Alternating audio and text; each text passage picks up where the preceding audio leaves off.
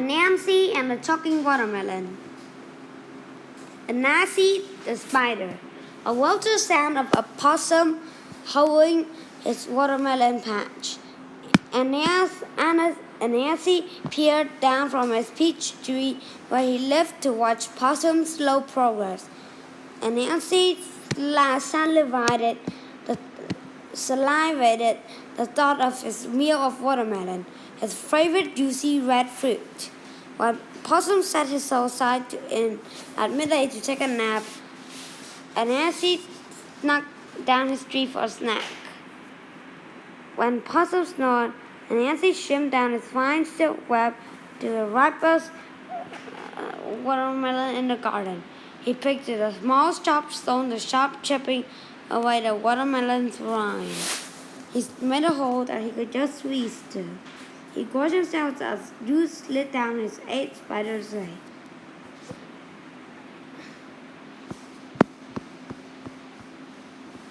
Just when Nancy about had his fill, he heard a possum stir. Possum will punish me if I am discovered. And as he said to himself, he waddled to a hole in the rind, one leg at a time. He tried to pull himself out. As stiffly he couldn't keep his footing. He braced himself against the edge of the hole, but he was so full of fruit that he could no longer feel it. "Oh no, I'm stuck!" he cried. "Now I have to wait until I shrink back to a normal size." And Nancy laid his head upon a watermelon seed and attempted to sleep. He tossed it and turned relentlessly. "This is so boring. What should I do while I wait?" As he pondered in his next plot, he heard Possum at the far end of the row. "I know, I'll trick Possum into thinking that his watermelons talk." Possum came scratching with his hoe. As he neared Nancy Melon, he heard a sound quiet as a mouse. "Who is that?" he asked. "It is I, the watermelon!" And Nancy now yelled. "How absurd! Watermelon can't talk." Possum said as he cradled the melon to his ears. "Possum, you have never been a good listener. Watermelons have been talking since before you were born." Possum could not believe his eyes and cried, "Eureka! I must show King Bear of the discovery I've made." Off he went, carrying the watermelon with Nancy bouncing to and fro inside. He met Raccoon rolling in the dust beside the road. "What's the hurry, Possum?" Raccoon asked. "I'm bringing King Bear a talking watermelon," Possum answered, very proud of himself. Now that I have heard of everything," Raccoon laughed. "You haven't heard me talk." And Nancy replied inside the melon to Raccoon's smart remark. "Huh? What? Who said that?" asked Raccoon. I did, said Nancy, really enjoying his trick.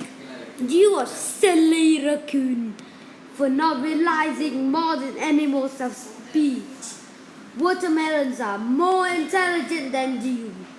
"Do you believe me now?" asked Possum. Yes, I do," Raccoon said. "This smart watermelon is something the king would want to see." When they arrived, the king, a very grisly-looking bear, had just woken from his afternoon slumber and was a bit grumpy. "What is it?" he growled as the animals bowed before him. Possum placed the watermelon on a tree stump before King Bear. "What am I to do with this?" King asked, continuing before anyone had a chance to answer. "I don't need any watermelons. I have acres of my own." "This one talks," they chimed in unison. King Bear refused to believe that he had subjects from a garden patch. He demanded the melon's pirate spikes to him if the animal spoke the truth. The watermelon just sat there, Mom, for the first time all day. What kind of joke is this? The king grumbled. The melon remained silently.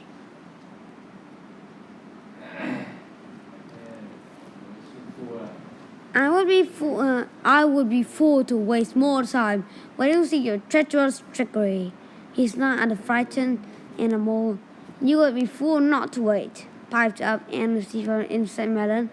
Only a fool thinks watermelons can't talk. Fool, fool, King Bear roared. How dare you call the king foul names? And with that, King Bear picked up the well in his paws and chucked it as hard, as far as he could. The melon flew in the air, landed with a crack and thud, splitting wide. And as he was free, he skittered as fast as he could back to a peach tree when morning started. What a great day! And as he rejoiced, oh, this fun has made me hungry again.